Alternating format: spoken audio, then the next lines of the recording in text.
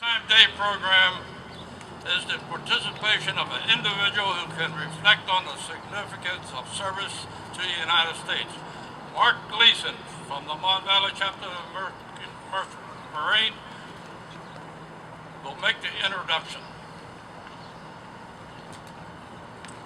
First, we thank Lord for not raining today. This is the 18th year that the Mon Valley chapter of the American Merchant Marine Veterans has held its memorial service to honor and recognize the men who have served in the maritime service. Each year, as part of this program, we select a speaker to provide perspective to the purpose of this day. We have been honored over the years to have had individuals participate as our featured speakers whose military or academic background added so much to the basic purpose of this day, a day to recognize and honor men who have gone to sea. Service on the sea has included not just those in the Merchant Marine, but all of those who have served in some form on the seas. Today, we have selected as our featured speaker an individual who has deeply probed and written on the life of veterans, particularly those who served in World War II. Dr. Todd DiPostino, Professor of History at Waynesburg University. Dr. DiPostino has become nationally recognized for his research and writing on the events of World War II. He has published 3 volumes on the works of Bill Malden, the famous World War II cartoonist for the Stars and Stripes newspaper. Malden's cartoons of the exploits of Willie and Joe display the humor and pathos of 2 average soldiers serving their country in the worst of conditions. Todd is the author of Bill Malden, A Life Up Front, which won the 2009 Ann M. Sperber Award for the best biography of a major media figure. Todd's other books include Citizen Hobo, How a Century of Homelessness Shaped America, which won a National Endowment for the Humanities Fellowship, and The Road by Jack London. Dr. DiPostino is now collaborating with the Wind and Stars production group to write and co-produce a documentary film on Bill Malden to be aired on national television, public television.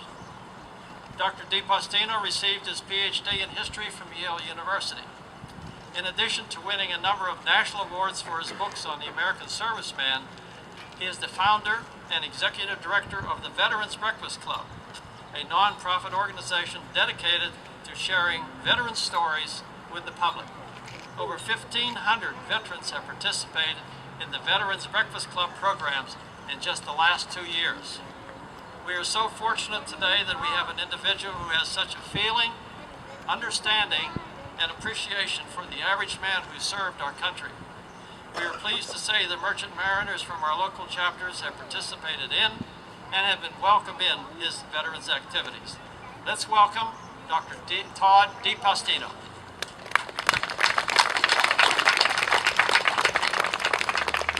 Thank you, Mark, for that kind introduction, and thank you to the members of the Mon Valley chapter of the American Merchant Marine Veterans for inviting me here. A wonderful day, a day that marks the departure of the SS Savannah from Savannah Harbor on the transatlantic voyage, the first transatlantic voyage under steam power in 1819. And it was not an auspicious event.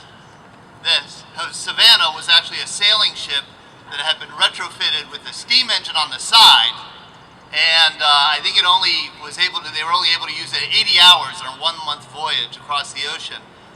2 ships at sea saw this thing. You can imagine what this looked like, a Frankenstein of a ship, and rushed to its rescue because they thought it was on fire. So nobody, I think, who saw that ship in 1819 would ever dream that venture would usher in an era when millions of mariners would put their lives in jeopardy in service to their country. And I have to admit, I'm honored to be here and a little ashamed because I am a landlubber entirely. I think my one seafaring experience was on a whale watching ship or whale watching cruise, Cape Ann, Massachusetts. I was with my wife who was pregnant at the time, and I was the one who got seasick. I owe the members of this chapter an education. I owe them the education that I've received about the Merchant Marine. I'm one of those vast majority of Americans until a few years ago who not only didn't know when Maritime Day was, but I don't think I knew there was such a thing as Maritime Day. I mistakenly believed that there was something called the Merchant Marines with an S, plural. Technically that's not the case. And I couldn't tell you the difference between the Merchant Marine, the U.S. Maritime Service, and Merchant Mariners. And the fact that I know that history now, I think I owe to this chapter. And I had known vaguely the role of the Merchant Marine in World War II, but I had not known that the U.S. Merchant Marine has really been part of our country's history from the earliest times, in peace and war. They were there at the American Revolution when we had virtually no Navy at all, and when most of the fighting at sea was done by the Merchant Marine, or privateers as they were called. I teach now in my classes, I teach my students about George Robert Twelves Hughes, an obscure, poor Boston shoemaker who, during the war, became a Merchant Marine 3 times, served on 3 different cruises, and captured at least 10 British ships, was taken prisoner himself, and he's an obscure veteran of the American Revolution, and he did it as a privateer or Merchant Marine. The War of 1812, I think our country still didn't have that much of a navy, and the war itself broke out over the British capture of the U.S. Merchant Marines. And the war was largely fought by merchant ships. We think of the Civil War as the confrontation of massed armies facing off in immense land battles, and that was the case. But it was a war also fought at sea and on rivers. In 1862, the Union planned the largest coastline blockade in human history, 2,500 miles of Confederate coastline blockaded. The Union had exactly 3 ships available for that duty.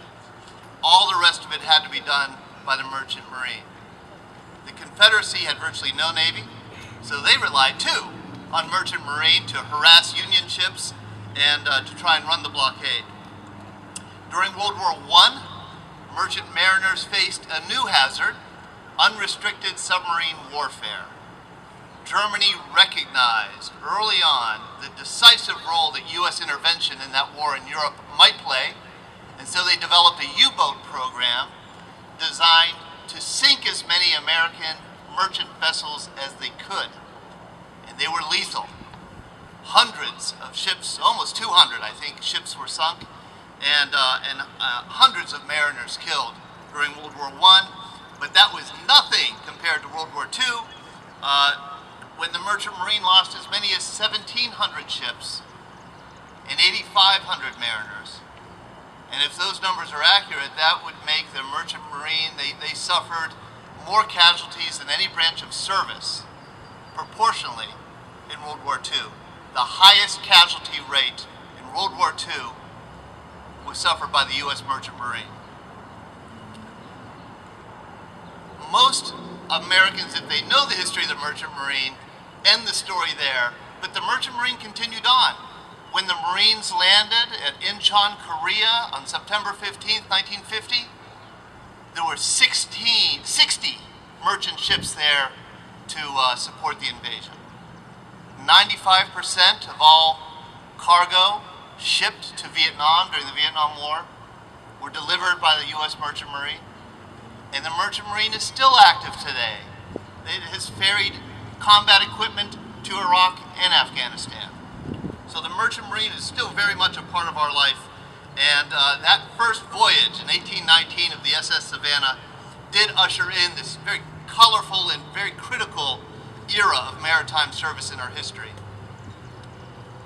Now, at the risk of kind of overreaching or going a little too far, I thought I might reflect a bit on the larger meaning of Maritime Day, because I do believe that all the holidays that recognize service to others have a larger meaning.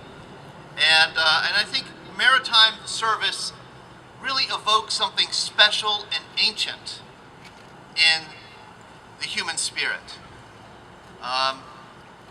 That setting sail for open waters, the journey into the unknown, is a fundamental part of the human experience. I think our oldest stories that we have are seafaring stories.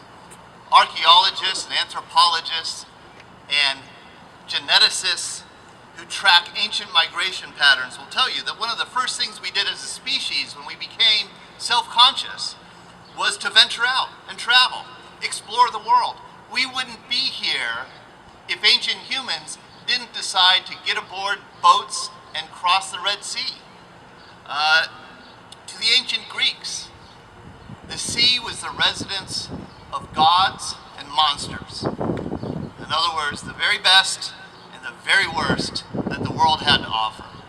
And the only people brave enough, faithful enough, visionary enough to head into it were the mariners. And those vessels that for thousands of years have carried human beings around the world are themselves microcosms of humanity. And I bet you if you take the time to talk to some of these merchant mariners here today, you'll get some colorful stories of the people they met aboard ship. People of all walks of life, maybe from different countries. Maybe they didn't even like them, but they had to work together in common cause. And that's what maritime service in part is all about. And let us remember, the Merchant Marine was the only branch of service in World War II that was racially integrated. The only one. Shakespeare said, all the world's a stage and all the men and women merely players. But he might as well have said, all the world's a ship and all the men and women merely mariners. And let's take Maritime Day as a day to honor that very best part of ourselves. Each one of us that has the courage to depart from the familiar and comfortable surroundings we inhabit and encounter the new, the strange, and the unknown in service of others.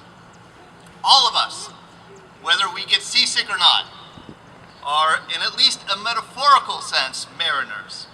We're all on a journey borne by the waves of time, and we'll all eventually cross the bar and arrive at our destination, which will always and forever remain unknown. Thank you.